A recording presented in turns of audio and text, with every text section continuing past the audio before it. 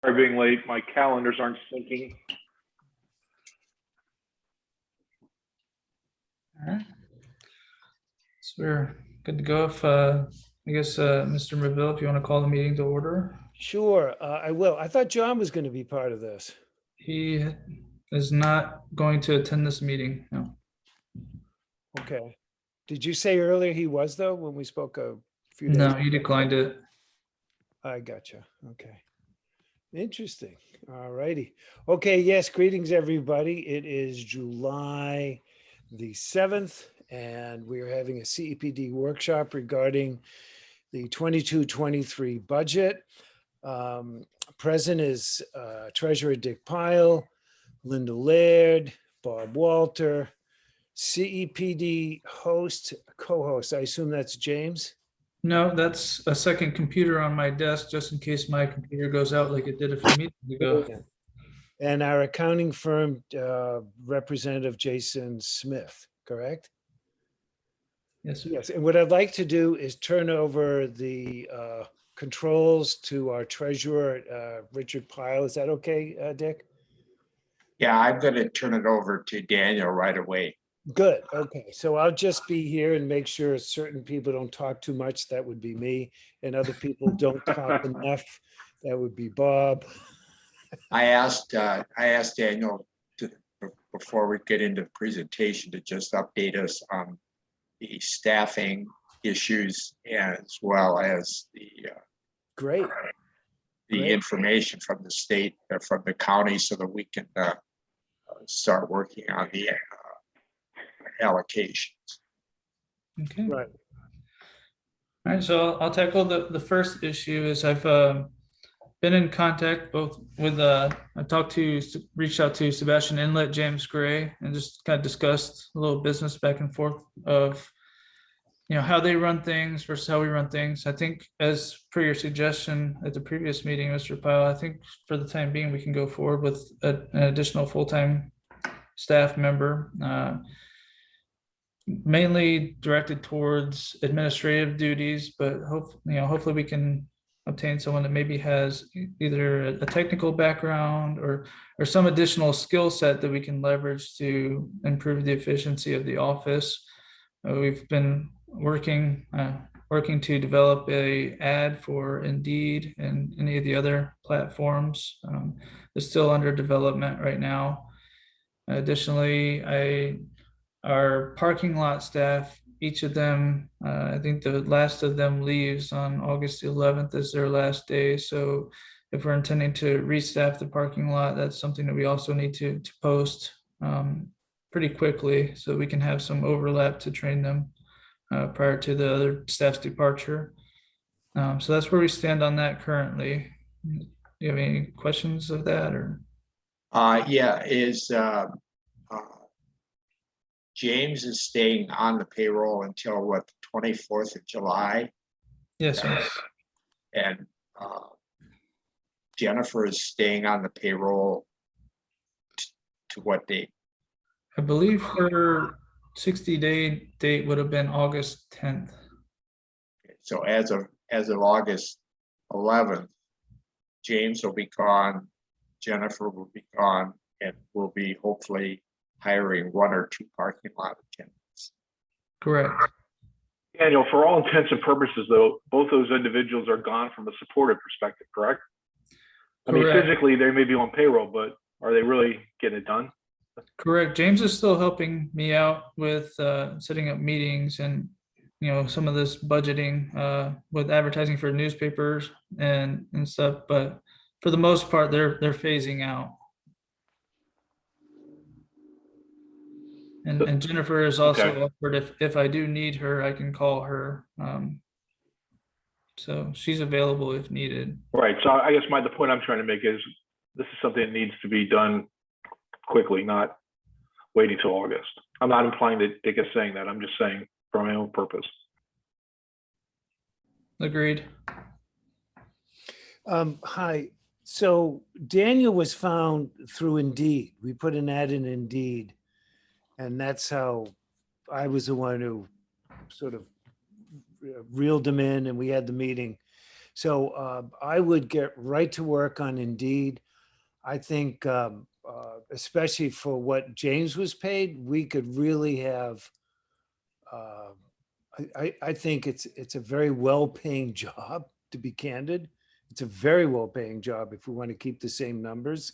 We could certainly up the qualifications and the scope of work, because in the earlier presentations and PDFs that I made showing what other people were receiving that had, tremendous capabilities, uh, they were getting paid the same amount. And Renee, yes, Renee, last week or 2 weeks ago, I'm not sure, Daniel told us that the city has open slots for planners that they're unable to fill, and they've added a 10% pay hike, and they're Right. still having trouble attracting anyone. oh, no, I totally understand that it's hard to find, but and the other point, I'm just an optimist. I just really feel that if, it's, my cousin has a environmental business and he doesn't want to get kids out of college that have degrees.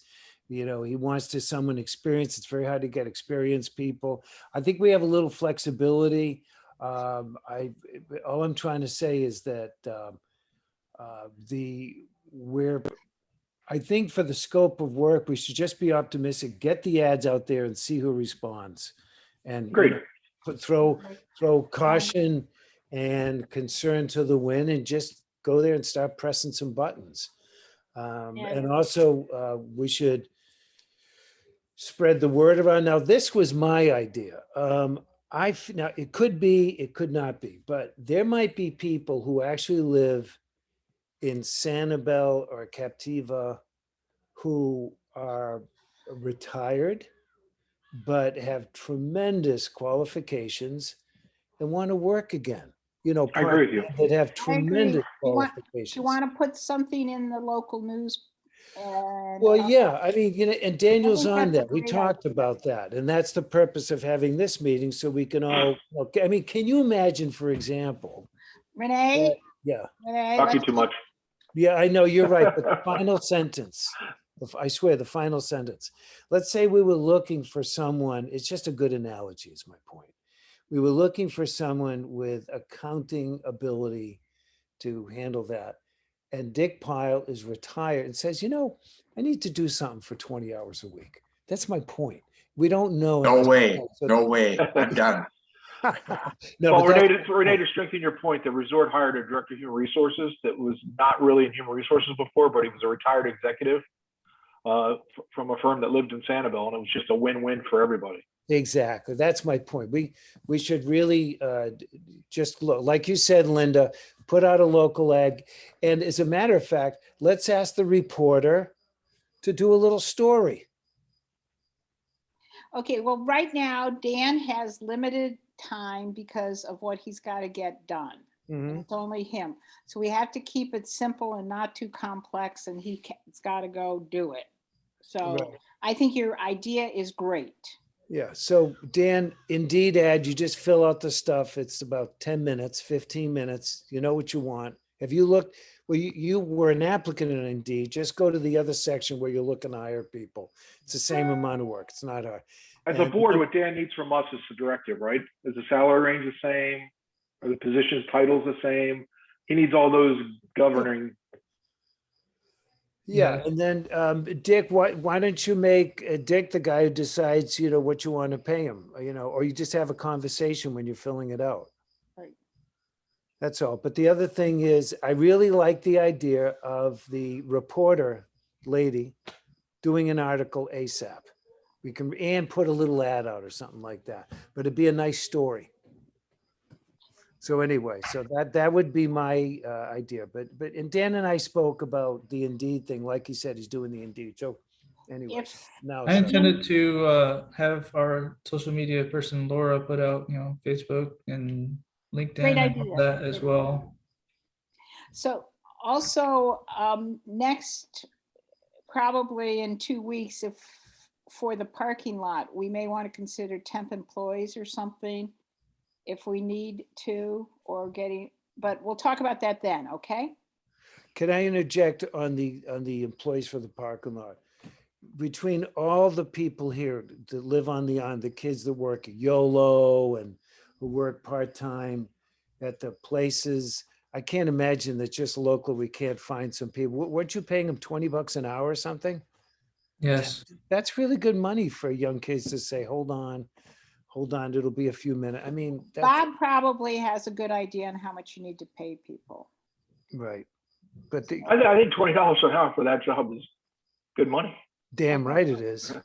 So the point being is that contact YOLO, contact some of the stores, Brian Bar.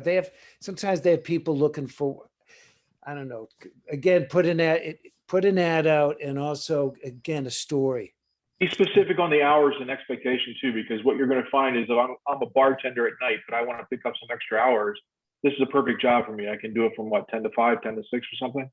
We have them go from 9 to 6. Yeah. Okay. So maybe we're a little flexible. From 4 o'clock, 3 o'clock on, that lot really doesn't need a babysitter. It's really between 11 and 2, 11 and 3. Right. Agreed. Okay, great. Right. And Dan, we can talk during the day. I can say, I can, help you as far as call this one, or if you're having trouble getting through to somewhere, I'll be, like I've done in the past. Yeah, absolutely. Hey, Yeah. Dan, send it to me. I'll send it to our team, and if anybody's looking for some extra hours, There you most go. of them are local. Sounds Oh, great good. idea. Right. And then on to the other item that Mr. Powell asked to update on is we received the updated property valuations from the county. We've incorporated them into this presentation. They've gone up to over 17, so it's like a 10 point something percent raise. I have it in the PowerPoint.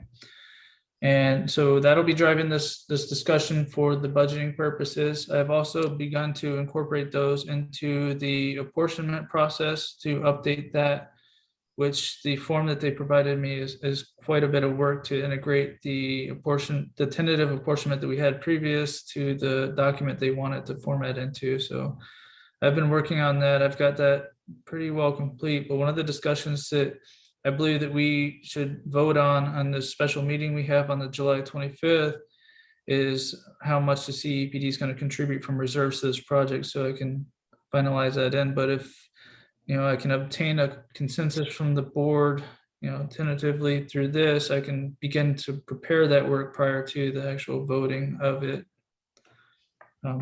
Previously, we had let's, placeholder over that $1 million, but I know in this budget presentation, we've suggested 3 to 6 months reserves to be held back. So Yeah, I think the discussion that I keep hearing back is that we could afford to perhaps use $2 billion of reserves.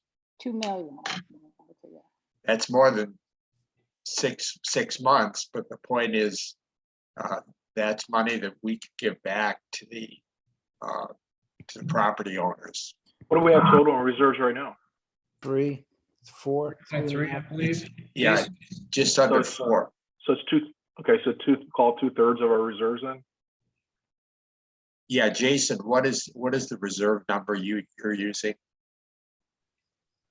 It's closer to 3 million. You mean Yeah. between 3 and 4 or 2 and 3? I think last I seen it was 3.3. Right. And our annual budget spend is how much? About 650 billion. Excuse me, $650,000 is about what So our that would be annual budget. That would be I'll call it 1.5 years of reserves then. If we kept $1 million in there, right? Yeah, and also we did the last beach renourishment. We did about 5 million, as I recall, or 4 billion. But it's pretty predictable as far as the cash coming in. So I certainly think we could do a $2 billion. Yeah, the risk reward is minimal. Yeah. So sorry, Dan, I'm going to go back to our initial conversation. So on the last nourishment, either we carried reserves over from the previous nourishment, never contributed, or we're spending that much more money. If we contributed 5 mil on the last reserve, and we only have 3 mil sitting in reserves now, that means our operating and CapEx has been increased by that much.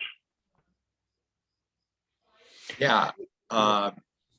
When you look at the chart, because I looked at the PowerPoint, our expensive doubled in the past, I don't know, 10 years. There was a big spike, but Daniel will get to that.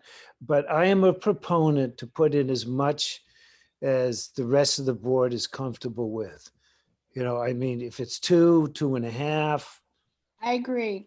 I agree. If we have a year's worth of operating and CapEx reserves, and Dick's right. I mean, the contributions on the top side are what every business stream is. They're pretty damn predictable and guaranteed.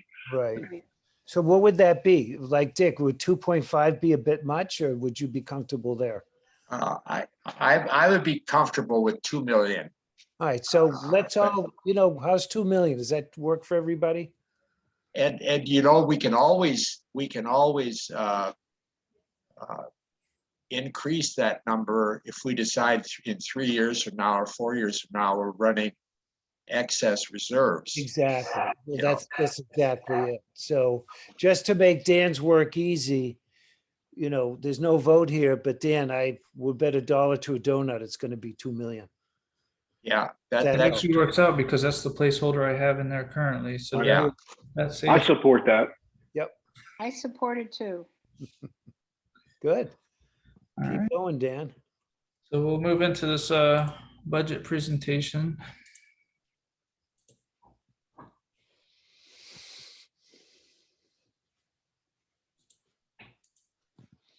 All right. This is just an overview of some of the highlights within this presentation. I won't bore you with the details of it. Everybody's aware that the expenditures we have balance out with the revenues we have coming in. So this slide here is our guidelines to which the budget was developed upon. The current millage rate is 0.4395. We've also added in a midpoint between the current millage rate and the rollback rate, which is dead center at 0.4157, and the rollback rate, which is calculated at 0.3919. It doesn't seem like it's the desire of the board, but if the board wanted to go up on that, we would require a 2/3 vote for anything up to 0.4575, and then unanimous for anything above that. Some of our expenditures we have coming up is coastal resiliency initiative, performance increases, which I don't know where that's at right now with the current staffing turnover.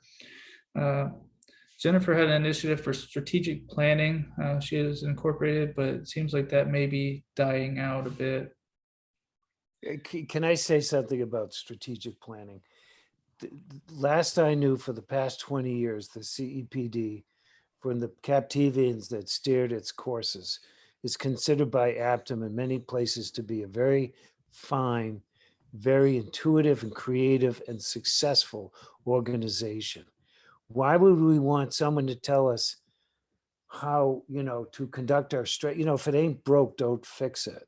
The only strategy I saw from our former director was obfuscation, bureaucracy. Okay, Renee. No, but the point being is that the rationale for strategy, it's like, Well, we don't have to agree. I'm not to a it. big fan of it. I don't understand why we need it. And we've Okay. seen its results. I think we should talk about it at a different meet. I think we should focus on budget here, but well, except this is part of the budget. Yes, so strategic.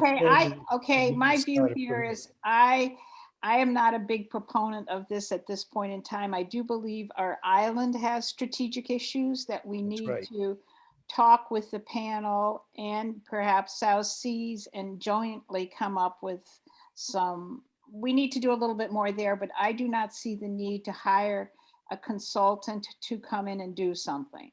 Tell us how to run ourselves. Thank you. I would tend to I agree, agree. but I would leverage in that if having a strategic plan would allow us to obtain more funding, if we have a long-term outlook and it opened doors for us to obtain different grants, it would be something to look into. But I think that's something we can look into prior to hiring someone. I But think for that falls purposes under the of that, resiliency aspect Yeah, so do of I. sea level So do rise. I. And I think it's a very good point, Dan. So keep us honest there, please. I Well, will. the other thing is you can have a one-paper brief that shows your strategic plan. We, the CEPD, do the following, 3 or 4 pages, have it brought together by a lawyer and not spend a year, going in circles. I think we can knock it off. We have a lot of talent on this board. We can knock it Yeah, off. let's not confuse mission statement and strategic plan, two different things. But I think we do need, as it combines to grants and sea level rise, et cetera, we do need a strategic plan, but I think we're already moving in that direction. But Dan, I mean, if you want to move that placeholder into other funds and keep the budget the same, I'm a supporter of that. And plus, isn't this something Carrie could whip up for us as far as a strategic plan for island resiliency? No, as no, it no, affects the let's not go CEPD? there right now. No, but Okay. why not? It's a good question. We're already paying someone. She's We're paying working 3 hard, people to Renee. do the same job. Renee, she's about doing a really good job. She's working hard. I know this She is a should scope be of part work question. of this planning, but I don't think we need to go off on this track right now. Okay, We but need what to I'm stay trying to on. explain is Dan made a very good point. He said to get more money, sometimes they say, okay, here, please cut and paste and show us your file of your strategic plan. So we should have a strategic plan if it's one of the things to put in the box. And what I'm saying is these people are just, they got the strategic plan, so they check off the box. And I'm saying this might be something good because James Evans is calling me saying, please give Carrie things to do. Oh, well, So seriously. So my point is maybe this is something that she might say, oh yeah, I can do something. I mean, it's not like she's overwhelmed and I think we all agree we need one, but I we think need Linda's right. one, but We can under move our forward. terms. We're not going to hire someone who has No, no. we agree. I clue think we're all what on the CEPD same page about there. And give them 40 grand, which is what Jennifer's plan was. No, I think we're on the same page. Yeah.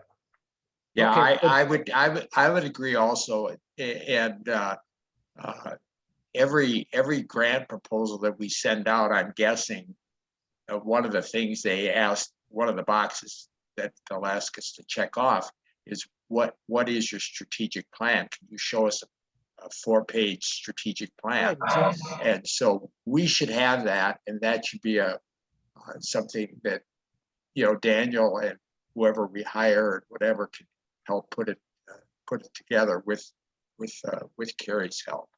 Right. And even Apton and even Nick, they can all say, hey, guys, you're all being paid. Would you be so kind as to give us a 4-page, have a meeting and have a document in a month? we're Hey, gonna Daniel. have- Being paid. Daniel, we'll on the have East a Coast, we Sorry, go ahead. will have a resiliency plan, and I haven't seen this thing for the strategic plan, but there's plans that are that different localities need. right. I think what we need to, I think we're in violent agreement that we may need something, and if so, we'll get it done. All these people can be part of it, but let's go. I would like to make sure we get the budget well done today. Right. Agreed. Hey, Daniel, I would reach out to Sebastian Inlet too and say, hey, listen, we're doing our strategic plan. Can you share yours? We might get some use out of it. I will do that. I've had initial conversation. I've been on the phone quite a bit with James Gray and his assistant Dave. They've been very helpful. So we've got a good working relationship. Excellent. So to close out this slide, we also anticipate fulfilling year 2 of the SCCF grant for the Coastal Resiliency Manager, utilizing any leftover for the reserves for other projects. And discretionary spending is held to last year's level. And then this slide also speaks to the historic assigned reserve that we just kind of had that conversation about. Jason's highlighted the 86,000 spend the board's current historic assigned reserve, and the recommendation of 3 to 6 months of operating, which is about 150 to 300,000 left over.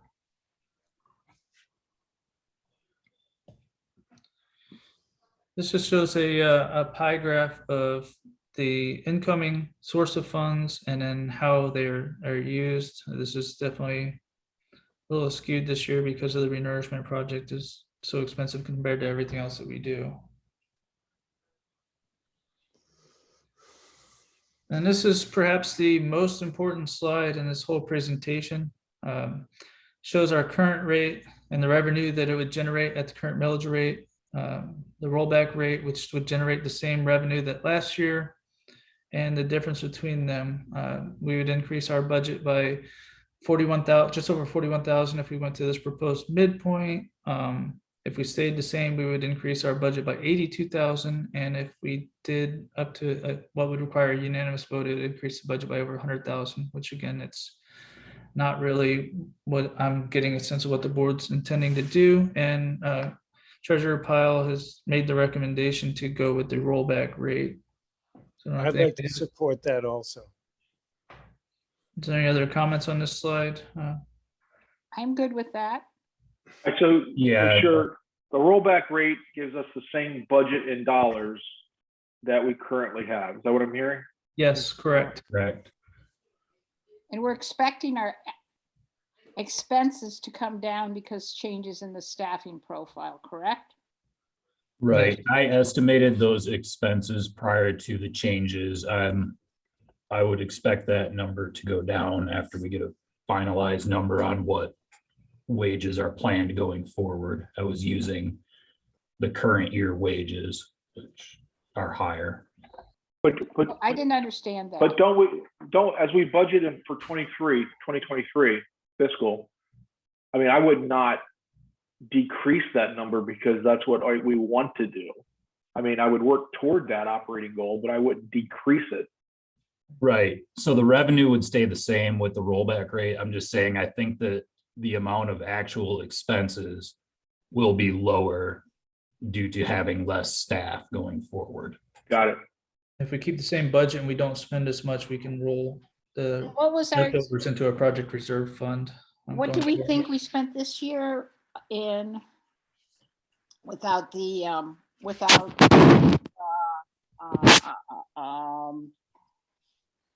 the beach renourishment? The general fund costs were projected to be 409,500. So this number, so, okay, so we will come in lower here. Revenue's the same, we're good. Yes. Right. That's why I think the rollback rate is fine. I wouldn't recommend going higher than that. Okay. I'm good. I'm good with rollback. I think that makes it unanimous for this group. Said it first. What's that? I said I said it first, that's all. Yeah, I'm in favor of that. Yeah. This slide shows a general overview of what we expect to have in terms of what's in the budget and the project fund budget. Correct me on the terminology of that if I'm wrong, Jason. But one of the items of note that I know Mr. Pyle was looking at is the fund budget at September 30th of 2023. When it reaches 842, Commissioner Pyle has made it known that he would like to, at that time, consider a potential reserve transfer to the capital fund of 300,000, leaving 542,544 left over. And one of the interesting things that I've gathered from Jason is in the general fund, there's no restriction on what we utilize those funds for. If we transfer them over to the capital fund, then we're subject to restrictions on what we can use those for. And Mr. Pyle made a good point that we should designate those for those specific earmarks of what the capital fund allows us to do. But I just wanted to make that known because that's something I didn't know before a few weeks ago when Jason brought that up. Well, historically, this is a practice we've always done. We've always moved intercompany funds over to the capital fund. All right, I'll move on. Okay, these are our highlights from our general fund, our general budget expenditures. As Jason alluded to, the wages number is definitely going to change. Excuse me, Dan, Yes. you've got, we got rent, supplies, utilities, etc. Isn't rent like 20,000 or less? Isn't it? I'm just trying to understand 57,000 in electricity or what supplies? What, Jason, I'll ask you, because I know you come up with that number of what you included in on that. So that would include insurance. yeah, that's expensive. Is that 20 grand or something? Be nice to see a breakout of the administrative. It's not in this presentation though. It's not in this Renee, presentation, it will be. It is in the monthly, when Yeah, we send around the monthly report. And my sense is that 87.5 is really operating expenses ongoing other than wages. And it's also, like we have certain contracts for our software that we pay on a monthly basis. So it doesn't take much to get to 87,000 on a 12-month basis mhm, for just office rent and, right. and supplies. Yeah. Are we plus gonna speak to this? insurance is more Are we than going to speak to this 1,500 a detail month. on the 25th though? Or whatever day it is? Yes. Okay. Okay, That'll be sorry. on the. This is just an overview. Meeting, to your point, Bob, the tentative budget meeting's on August 29th. I will ask that the board vote on the 25th for a preliminary trim number that we'd like to utilize, which sounds like the rollback rate. So, Right. Okay. Okay. Okay, this is, Hey, Daniel, you put a public announcement out on that 25th meeting, correct? it's going to be placed in the newspaper 7 days prior. All right, just historically, we missed that once or twice, so let's make sure we don't miss that one. I'm all over it. I'm also going to post up in the post office and locally. And we're gonna change our SOP that we don't have to put the ad in, wait a week and all that stuff, because that's what's killing us. Correct. Okay, We can still do it if we'd like to, but we won't be restricted by it. no. Okay, so this kind of goes over the same numbers. The previous, once we reach that 850,000. Oh, I'm sorry. Estimated parking revenue for next year, we've anticipated 850,000. Expecting TDC grant reimbursements for 2022 of 500,000, and next year 192,160. What Yeah. about the 300? Why is there a big change? That 300. No, 300,000 from the from- TDC. They're giving That's us. our big change from 300,000 22 to plus. 23. Is that what you're asking? No, 22, they're giving us 500 and 23, they're giving us 192. So my question is, why are they giving us 308,000 less for 23? A lot of that had to do with what they contributed towards our beach nourishment. You mean one time? What was it historically in a non-nourishment year? I don't have those numbers handy. I can All get right. them. That's fine. Dig them out later. And I know one of the changes that they've also moved to in the TDC is they're asking for a kind of a 50-50 match for each of the grant recipients to what they call have skin in the game. And so they've reduced the amount that they're contributing towards our parking attendance by half. And they also are not considering my salary in this, since we're not in a beach nourishment year as well. Well, that could change if we start actual planning, for resiliency in the back. But that's a conversation we have to have with them and their board. That's a battle to be fought later, not now. Yes. Okay. Okay, this is Going going over back the to capital what budget. Bob asked, can I answer that real quick? Oh, yep. 192 is in line with 2021 and 2020 revenues from TDC. Ah, Oh, great, thanks. great. Thank you. Thank you, Jason. Okay, this slide's going over the capital budget expenditures in the same manner that we went over the general budget expenditures. Excuse me, I was slow here. Why do we think our parking fees are going down by 150,000? The lot was closed for 2 months. Okay, Beach or nourishment. Okay, and so our expenditures, parking lot, we're expected for 204,750. Grant of 100,000. The wages, again, is going to change based off of, I'm not certain if my wages are gonna come out of the general fund or if we're gonna keep it in capital fund or I'll leave that to the board's discretion. Rent and administrative and utilities. Technically, the salary should probably be split between the two funds. Agreed. Right, since I'm A kind of lot of our- developing those roles, that makes sense. Yeah. Yeah, a lot of our expenses are split 50-50 between the capital budget and the general budget. Like, I think that's one of the things like rent, right? Correct. Jason. About $15,000 per fund. Okay. Moving on. So revenue highlights. We received funds from in the general budget from ad valorem taxes and estoppel payments from our parking lot and grant awards. This, I think, is that slide that shows the graph that Renee had mentioned at the beginning of the meeting where there's a big hike. And for historical context to that, what has been explained to me is that's a year where former Commissioner Mike Mullins advocated for a higher millage rate to prepare for the upcoming beach nourishment, so as to not, to build up our reserves to contribute more to it. And this continues into 2023, showing what the rollback rate generating 676,000. So Dan, is it safe to say that we put in the budget 700, but we really spend about 450? And because I'm trying to remember the numbers from a few slides ago.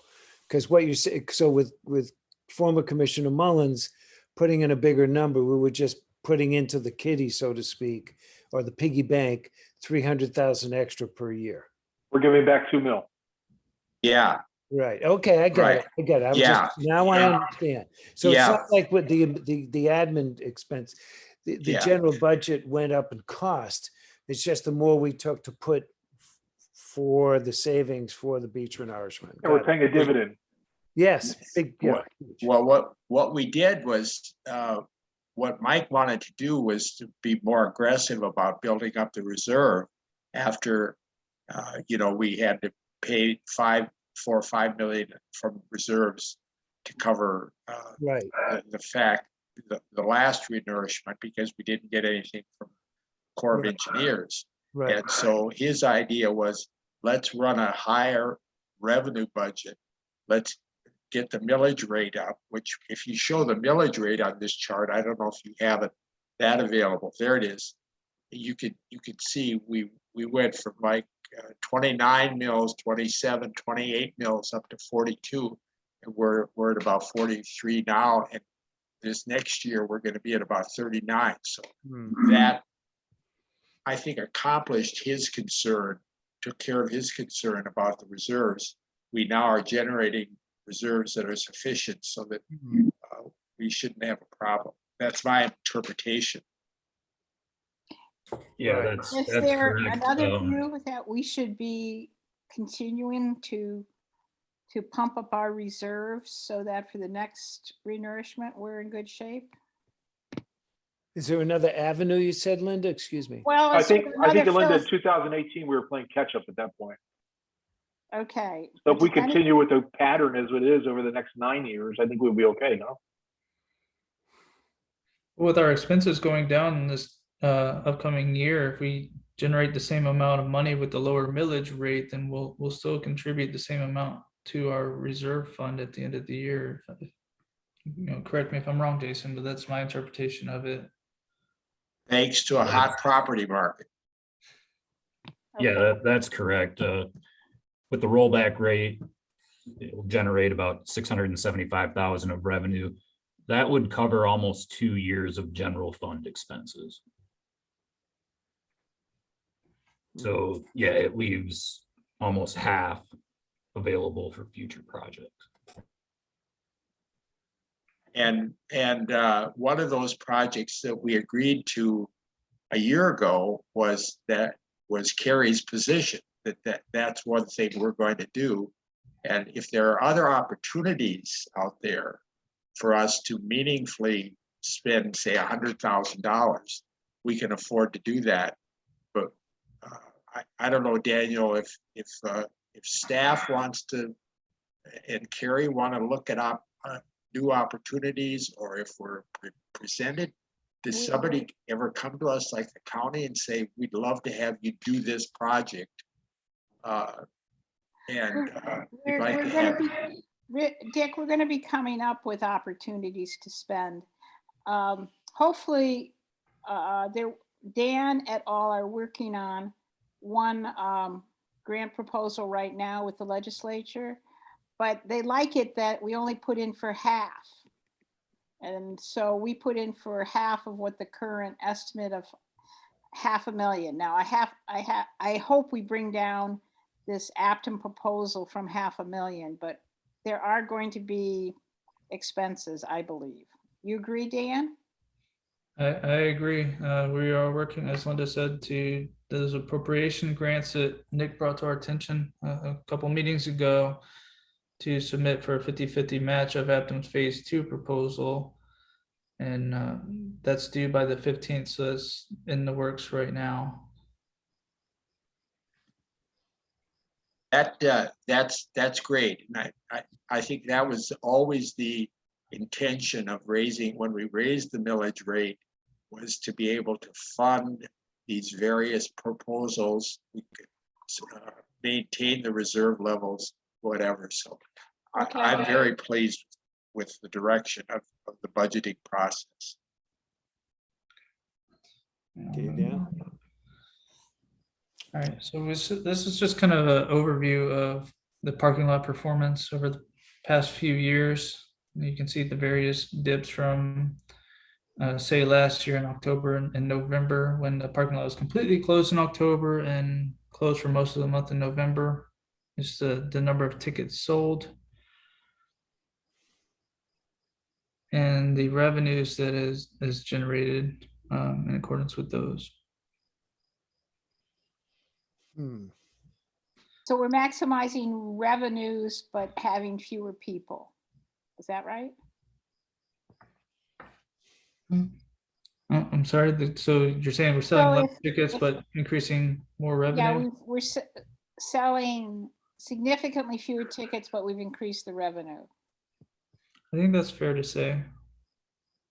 Well, the revenue per ticket we increased, but the overall revenue seems to be declining, no? It certainly does to me. Can And we we see the affect- big net, so looks like a 10%. So Yeah, look Dan, at gray and gold. right, the gold is Last year, 22. this year. And I don't know if some of it, when we talked about COVID bounce back, even when we were talking about that, It's the- true. the stuff with Dr. Strong, how there's like a 50% bounce back, but I don't know if that has anything to do with it. The parking lot is not really experiencing significant closures. We had between 2 to 4 parking spots taken. If you remember at the previous board meeting when we were discussing the $15 an hour rate when we were doing additional posts and ropes. Hey, Dan, I think you really need to look at a control aspect. Because, I mean, I'm close to that parking lot. That parking lot has incredible demand. I mean, they are backed up by 11 o'clock almost every day. And the attendants were out in front of the 2 homes owned by Susie Henry, kind of like blocking things. So if there was some transactional procedures going on inside where, hey, I bought a ticket, you want to buy it from me and stick it in your window, that type of thing. Whatever we do, we just need to crack down on controls, because I don't think it's a demand issue at all. Right, and there shouldn't be any of that able to happen with this parking system because they pay by the license plate. So when the parking attendant goes through and checks the license plate, if they were to say Perfect. that, it wouldn't work. The Which problem month? is there's not a whole lot of enforcement ability of it. But which month did we put in the parking system? April. It looks like the delta is bigger after we put in the parking system. This is probably prepared on cash basis. A lot of the revenue from April from the new system was not received until the end of May from the new company. And Oh, so we don't record it as revenue until we actually receive the money, the cash. That So- that was the question. So it's get to normalize. Is that what you're saying, Jason? The monthly financial statements are on cash basis. Right, but okay, so Dan could run a report at the end of April and say it was 100,000, but we don't record that 100,000 until we actually receive the cash the following month. So these true cash revenues revenues are a month in arrears.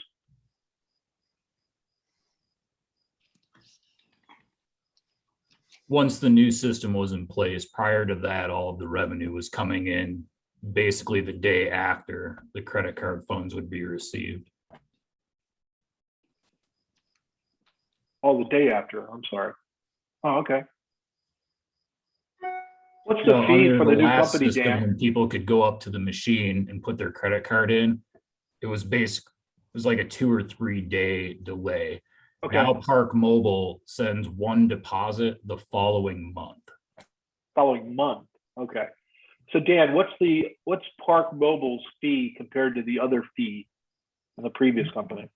I'd have to go back to the analysis before we implemented it. I know James had prepared a report, but off the top of my head, they charge 35 cents per transaction, but that's paid by the consumer. And they also take a small percentage of credit card transaction. I know Commissioner McPhail had actually negotiated that to come down from their standard rate. I don't have that rate ahead, but I can get that comparison out and send it back out to the board members if you'd like. We're showing, and they're netting that out when they're sending us our money, right? Yes. Got it. And they get the float rather than ourselves. Right. Under Yeah. the previous thing, we got paid in 1 to 2 days. Yeah, now they're creating this float and they're sweeping these accounts and making all sorts of money. I love it, Dick. This is your dream. Yeah. No, that's a good point you just made, Bob.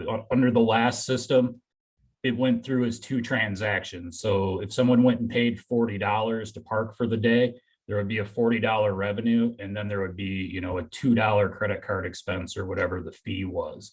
Right. It was getting recorded separate. Now it's all just netted as a deposit, and that is most likely the reason for the decline.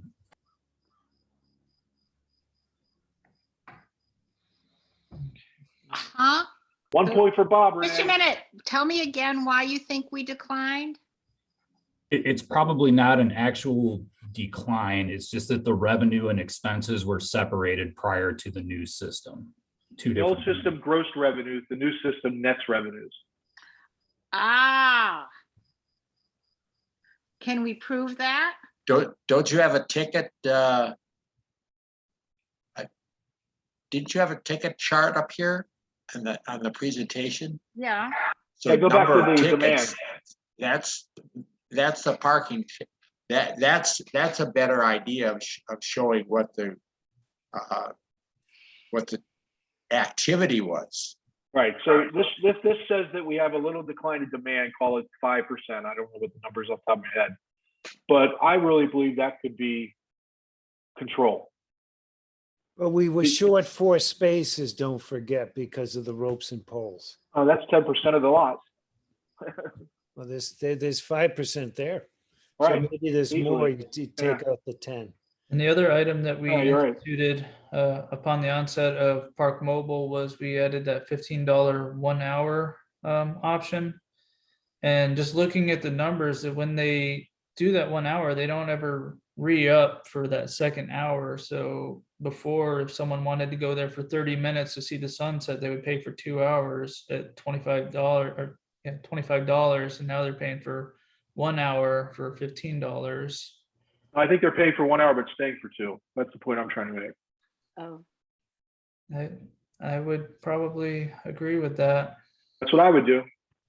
I would get rid of the $15 number because we're not benefiting, I don't think. Yeah, you give me a choice, I'm going with the lower number. Nobody's controlling it. Yeah, just to point of clarification. 2 meetings ago, we decided there would be more people coming and going because a lot of people just want to check out the beach and leave. And we thought that before bringing it back to 2 hours, let's see it play out for a couple of months and then make a determination when all the elements for judgment were present. Mhm. So If it you'd was, like, we can do a comparison of that at the August 8th board There you meeting. go. Let's move on. And board can make a decision at that time. Okay. All right, we've already kind of went over this with the Upton proposal phase 2 and the coastal resiliency manager. And That's a so, question. I Yes. came in January, so I'm not really understanding. I understand the rules, don't get me wrong, but Carrie works for us 100%, or are we paying SCCF for her services? How's that working? Just for my clarification. it She is, is an employee of SCCF.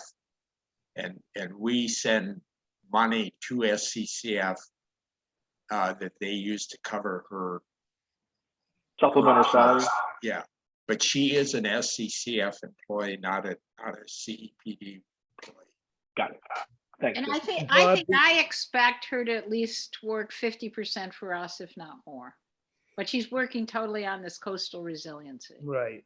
And Bob, the other thing is just the history of Carrie is the following, and it's important to understand because, okay, so originally the former director of the SCCF pitched the CEPD that they would hire a scientist to act as a gatekeeper and lead and do all the things as a sea level rise captain was the first terminology. So we agreed to that and to the number of $75,000 for 1 or 2 years. And then during that time, it came to light that Aptum was told to put they were going to do the same thing 2 years prior, but Commissioner Mullins said, well, why don't you put that on the back burner and focus on the beach renourishment? And also more important, the panel is working on sea level rise. So let them continue their work. And then when the beach renourishment is kind of put to bed, you people can get started. Now, this was prior to the presentation of the concept of the SCCF hiring someone. So then when Carrie was hired, we find out we have 2 people working kind of in the same direction.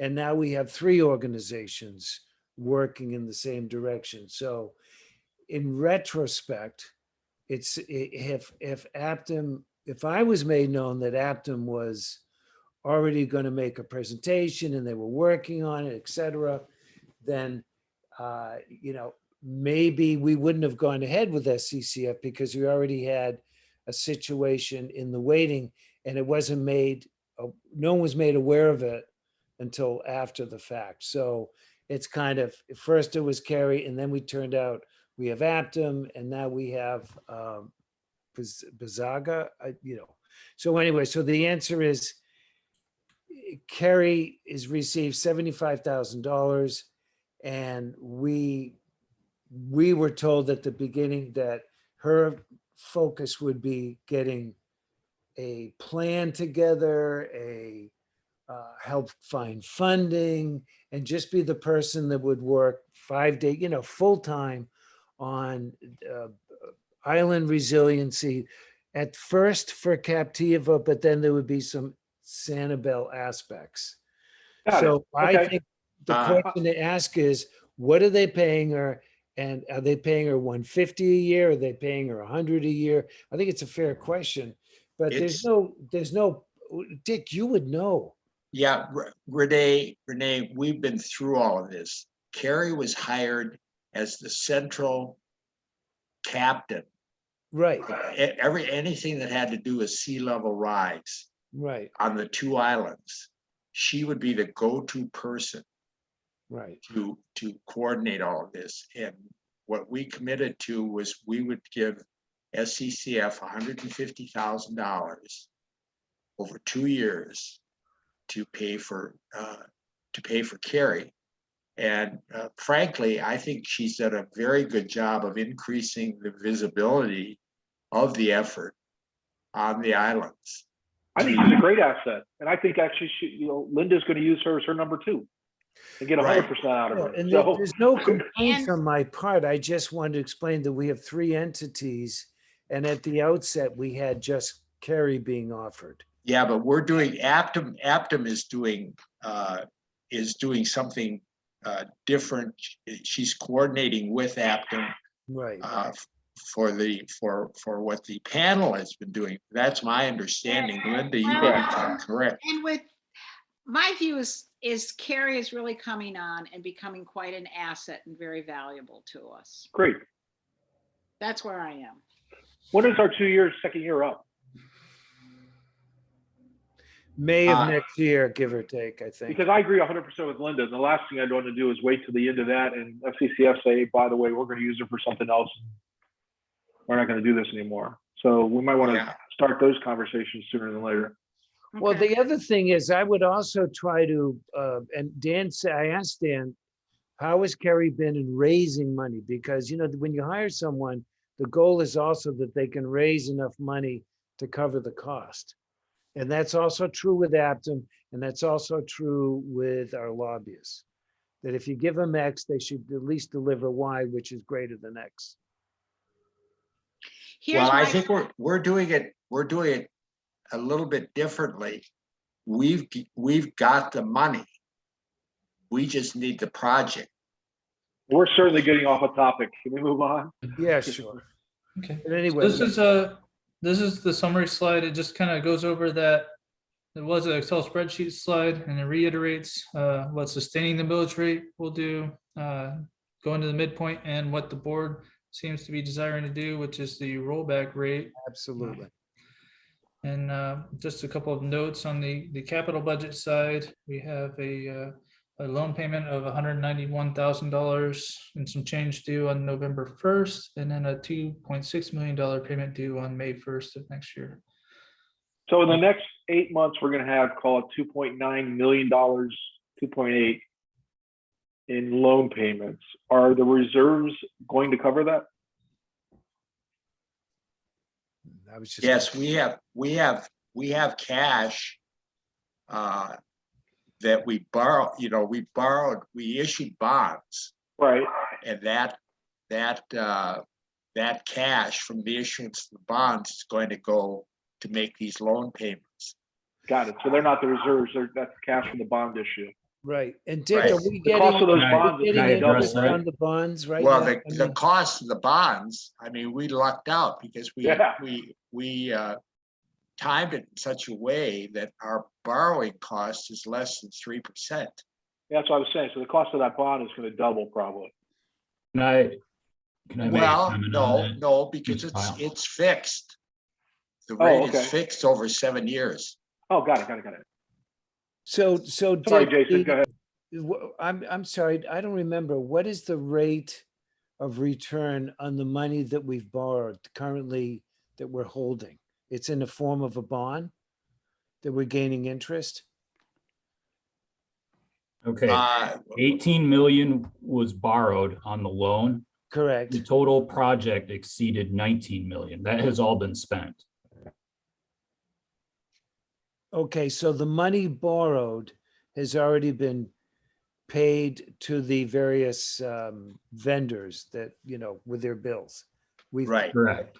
And the 1.9 that's coming, is that the remainder of the 19? Or is that over and above? Well, we've got to look at it this way. We have the money, we've got the cash to pay off these loans, because as you reach the various stages of paying for the bond, using that, we have to pay the money back. And Right, we and if have we pay the reserve, 2 and we million, have reserves that to takes care of to it. do that. Right. And if we designate the 2 million, then that's all paid for, and then it's just collecting the payments for the beach renourishment from the Right. various, I see. And it depends now, when we send the bill out, that's when the cash is gonna come in. Right, to pay So- for the so- loan. And that is going to, that is going to come in. We're saying it's, what's that number, Dan? 19 million? 18 million is gonna come in from the taxpayers. Right. Right. And also it's been the Timing is history, everything, right, Dick?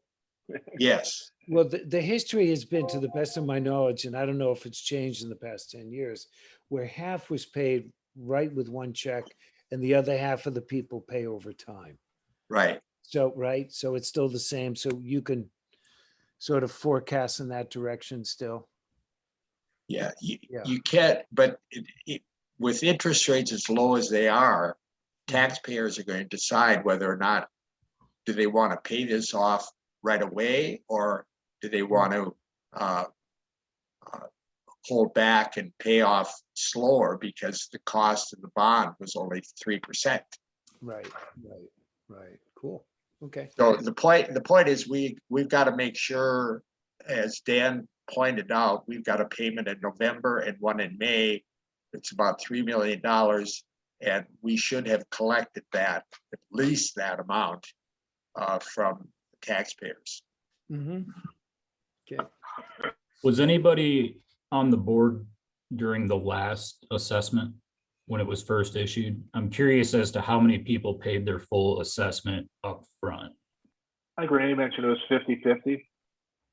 Okay, so if that were the case again, we would generate about 8 million of revenue, and that would cover 3 years of loan payments up front.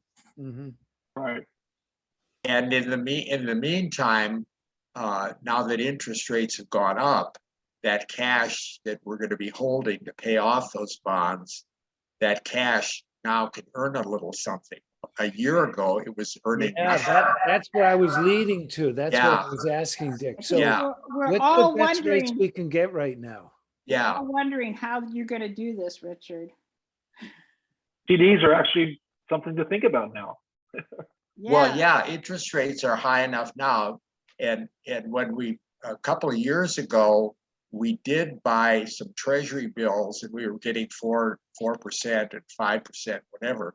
And it went to 0.1%. So we decided we're just going to leave it in money market.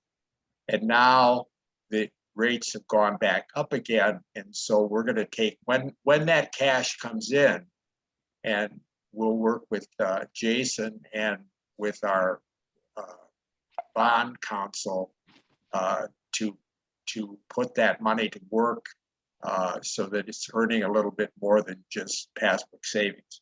And the short-term T-bills and bonds are actually looking pretty good. Yeah, that 3 month treasuries have gone from 10 basis points to 1.85 percentage points Almost double. in return. So you can look at it from the standpoint, we now are going to be getting 20 to 30 times what we would have gotten a year ago. Well done. That's great. Good. All right. So Daniel, we just want to make sure that this budget works, and make sure that the people are going to pay, so we'll have cash to pay off our bonds. And we should know if we have a problem well in advance, but I don't think we will. Okay. And just to, We'll just put somebody from Brooklyn on staff if we need to. I'm just gonna recap on some of the grant monies. So we've got a request for additional information from FDEP. In our initial contract language, we didn't have certain equal opportunity language and such. And so we've got a contract amendment to include that language. I've already got it to Lynn Neatfield from Great Lakes. She's already agreed to sign it. I should be receiving that within the next day or so, which would satisfy that request and allow them to proceed forward with the state funding. In terms of the county funding, I'm anticipating sending over the package to them within the next week. I anticipate doing that next week. Steve Patel is currently out of office on vacation until the 18th of July, but I intend to have it waiting for him upon his return. So hopefully we'll start seeing some grant money come in before too long. Just want to update on that status. And if there's any additional questions. Do you have this, Dan, do you have the software ready, or, the formulas ready where we agree on, I'm talking about the apportionment, that we can, you're able to plug in the actual numbers. We're kind of ready for action. Yes, especially now that I've gotten that direction from the CEPD reserves contribution. And it's kind of, I just shared my screen a moment ago, and I can do it again. Let me just look over here, make sure you're looking at the same thing I am. All right. So this first sheet that we have here kind of gives a breakdown of what we spent, which is just over $20 million. You can see it on this right here. And the colorful slide or section next to it breaks down where that money is going to come from, which would look at a little over $7 million local assessment. And I can go to the methodology, and this has been updated with the latest numbers from the property appraiser. Zones, storm protection zone millage rates, residential and commercial millage rates, and kind of an example calculation of what each home's looking at in there. So I put a $2 million, just value or taxable value place marker in each of these. And Dan, do you have are you able to, will the homeowners at Captiva be able to go on the map, touch their, and see how much they have to pay altogether? That's what I'm anticipating. It's going to take quite a bit of work. What we did before, how I was able to do it before, is I manipulated the property appraiser's data with their, because they have the just value in their system. That is not going to be updated with the new values until October, which is after our apportionment. So what I'm going to do is I'm going to take it and I'm going to do it from my end on my own, probably within the next couple weeks or so, just through a Excel spreadsheet join, and I'll manipulate it to our map to do so. But it's going to take a bit of work, but that's what I'm anticipating, because I thought that was a really big hit and everybody appreciated being able to see what they're going to pay. Right. Are we, so I think I'm missing this. Are we using the new 2022 values here for? Yes. Is that right? Yes. Why I mean, what are they, 2022 taxes? Yes. So we should be getting way more money than we thought we did. 10% more. No, this Correct? is based off of what we're assessing to them. So the remainder of the bill. So we regenerate new millage rates based off of the increased value. And just like how the ad valorem millage rate goes down to reach that goal, the assessment's also going to go down to reach that goal. So the assessment is going down for this appropriation. So this is all happening and this is what's coming out this year, correct? Yes, and the reason, Linda, because of the fact that we're doing the rollback rate, which is 10% less Okay. than last year. So it's we're also, gonna- I got it. It's real time. It's not, we're not using 2021 data. We use 2022 appropriation, 22 millage rate. Right. And so just to Gotcha. clarify, Got these it. are two separate taxes. The general fund's the ad valorem tax bill, which drives our budget there. This is a special assessment tax, and it's also driven by the property values that we use, the taxable values, And because those values have gone up, the millage rates have gone down, but they're still gonna generate the same amount of money. Yeah, I understand that all. Didn't understand that this is all 2022 data and that's what we're using. Absolutely. I'm continuing to work and refine this data. Like I said, it came in a format that's not really usable to where we did, but I'm making it work. Okay, good work. All right. And that's, So when will the taxpayers get the letter? I believe they'll receive a letter sometime in probably October. The assessment information is due to the property appraiser by September 1st. So either probably October or November, they'll receive that letter notifying them that they'll have the assessment due. But Dan, aren't we supposed to let people know what Tentative apportionment. the tentative, and then if they have any argument, they have 2 weeks to tell us. And then 2 weeks later at 5 o'clock, we have the famous 30-second meeting where it's done. Well, we had and the then tentative everything is set. already voted on. We've had a tentative apportionment in place since, basically, I think it was in November. No, what I'm But I saying, still think we got to go through that process. Renee's right. yeah, what I'm saying is we have to tell them what they're officially going to pay prior to September. And then they have 2 weeks to, if they wish to protest or say it's not enough or what have, I mean, I'm being facetious, but We have the ability to hear their objections. Yeah. We're scheduled to have this final apportionment meeting on October 8th is when we're targeting for that, because it doesn't have to be after the 5 o'clock. The budget has to be after 5 o'clock, but there's nothing in there. so this takes place in October. This, That sounds late to me. the final apportionment is going to take place in August 8th. That's what I mean, right? Right. And then there's 2 weeks after that where And- people can, voice their concern or what have you. Then come September, it's done. Well, we have to submit it by September, but this whole time period since we voted on a tentative apportion. Yeah, we voted on a tentative, but we're basically saying, hey, everything we told you is not tentative anymore. This is exactly what we're doing. So you have a period to address Yes. that. And at 5 p.m. on this date is when we're voting for it. So get your Right. word out, get your opinion out now, or forever hold your peace. And I'd Right, like so to, that has to go out in August is Bob's point and my point. right.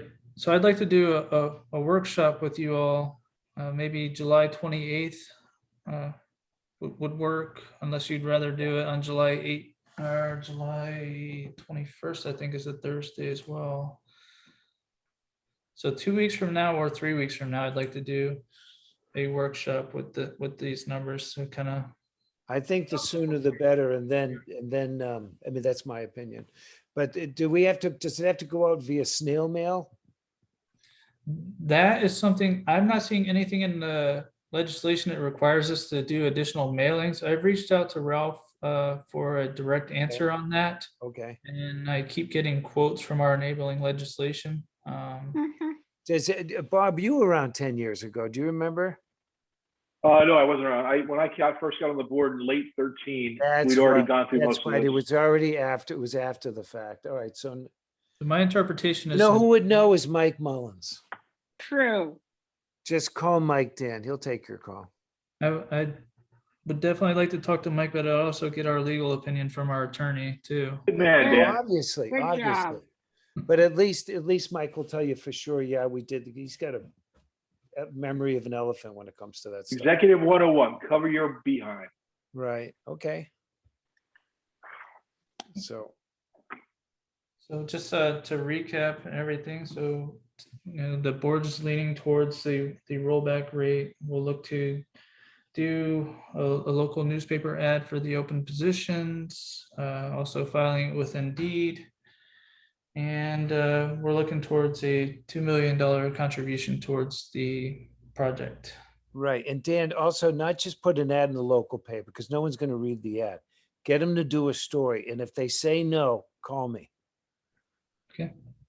That's the whole point. So they make a nice article, people read it. And yeah. And then also people that you can get temps. There are plenty of good services out there. I'm sure Bob at South Seas, Bob, you must know temp agencies when you grab them on the quick. If you need someone who's, you know, who can make Excel do ballet, they're out there. They charge Bob 30 an probably hour. knows how to hire people the best of any of us. Who? Bob probably knows how to hire and get the right people better than any of the Yeah, rest he of us. calls Robert Half or Indeed, or he calls, who do you use? Well, there's a bunch of places. It's amazing.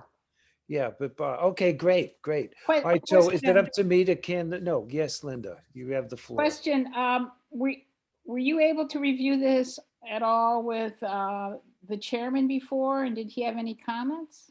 I should have asked that. PowerPoint. Yeah, and the content and where you were going. It's been reviewed with him. He was on board.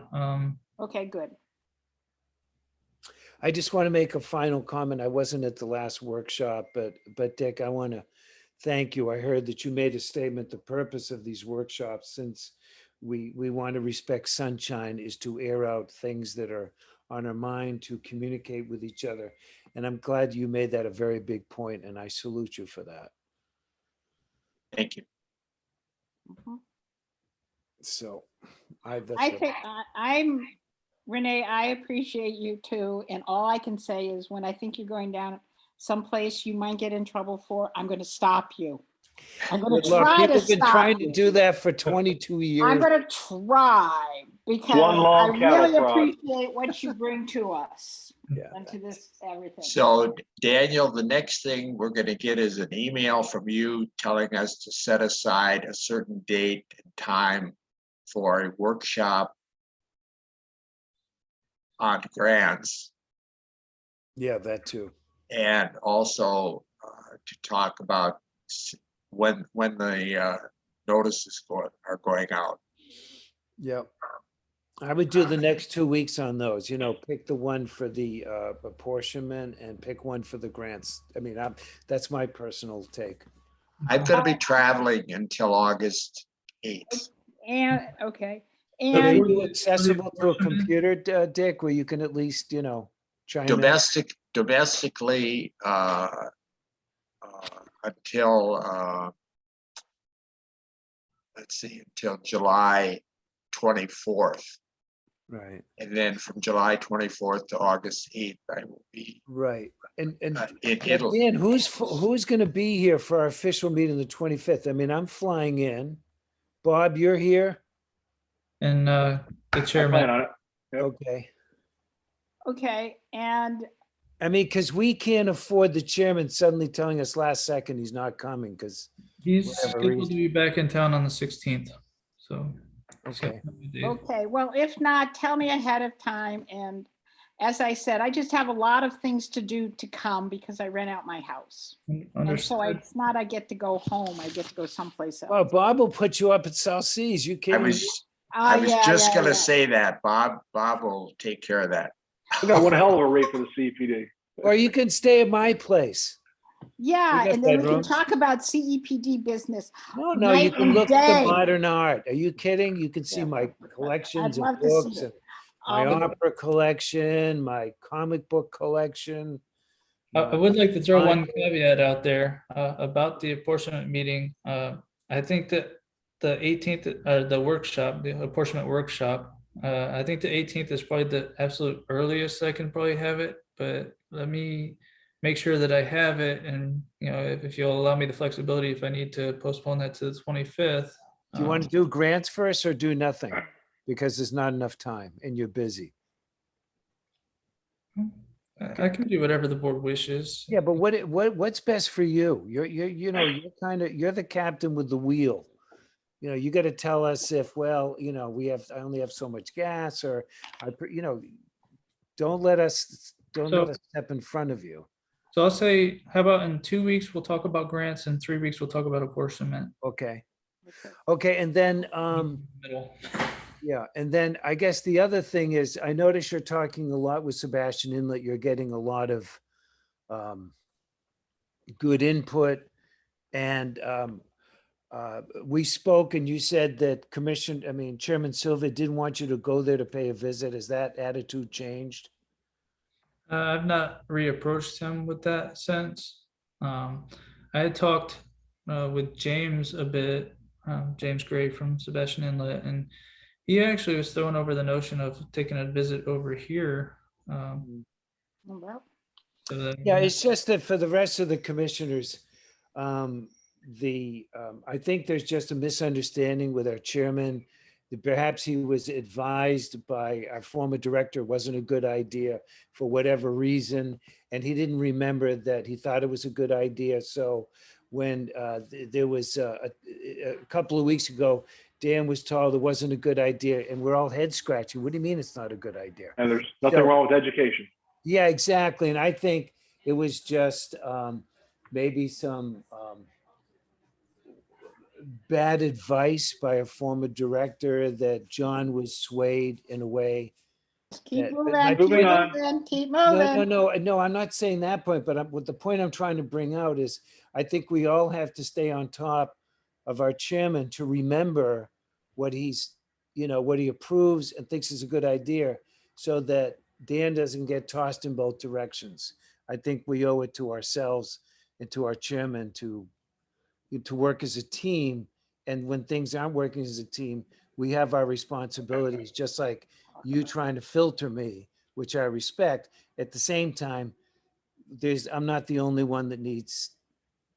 Dan, if you have any questions and something doesn't seem to make sense to you, let us know. Right. I appreciate that because I'm sure I will have plenty of questions. I do enjoy the increased ability to interact with each of you to continue to develop on my end as well. So I do appreciate each of you being supportive of me. Thank you. Our collective doors are open, Daniel. Yes, Yeah, they and are. Dan, when you tell us you have a problem, you know what happens? It becomes our problem. Yep. So remember that. You're not on this by yourself. And I just say personally, I think you're doing a great job, and we're really proud of you. Keep going. Thank you. You see my big board with dates behind me. Just so everyone knows, we're not taking a vote on this, but in case somebody wants to say it's a bad idea, the team is working on this thing for the legislation, for a grant from the legislature for the 15th, and that is going to go in. So just so you all know, we are applying. We don't have quote formal approval, but we've talked about it. So Mhm. it's going. Good. And, we're working on some, my forte is having a good relationship with the elected officials that are the decision makers. From a state level, from a federal level, and also from a local level. And I'm trying to find out right now, and I've been talking to Nick, who are the people that are most important to us and how can we help them? And we're working on that because that's what I really like to do, to get the island together and introduce this person with other friends and say, this is the person that is going to be very important to us. And we need this person for 3 years and they need us for a few weeks when they're trying to get reelected. So let's all work together. And I think in November, going forward, but it's important for you to know this, Linda. Yeah, but just don't go down any rat holes. Yeah. And Okay. been doing it for 20 years and there are no rat holes when it comes to relationships and support. For the elected officials to really get involved with us. And so, and I think we've come to fruition in that point. So, anyway, Good. that's it. Thank you, Renee, for doing that. I think the rat holes are focusing on history. Let's move forward. Yeah, exactly. And there's no rats anymore, I think. Sanibel's marsh rats or whatever. Okay. Thank you very Listen, much. My crews are here. We're redoing some stuff here. So I'm good. Is everyone done here? Or you Yeah. guys can continue, but I'm The gonna, only one I wanted to add was I have started working with Nick and I am very pleased with what he's bringing to the table. right.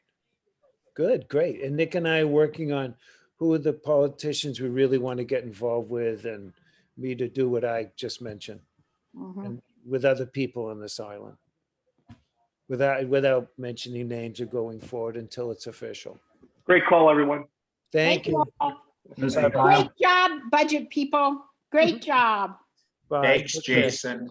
Mr. Pyle, can you stick around for a couple minutes? Yeah, Dan, I'm sorry. what happened with the wire transfer from Fifth Third? Did we decide not to do that?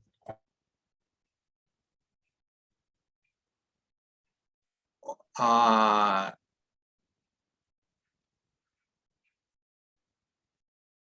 I'm not familiar with that discussion. Okay, we had talked about transferring 750,000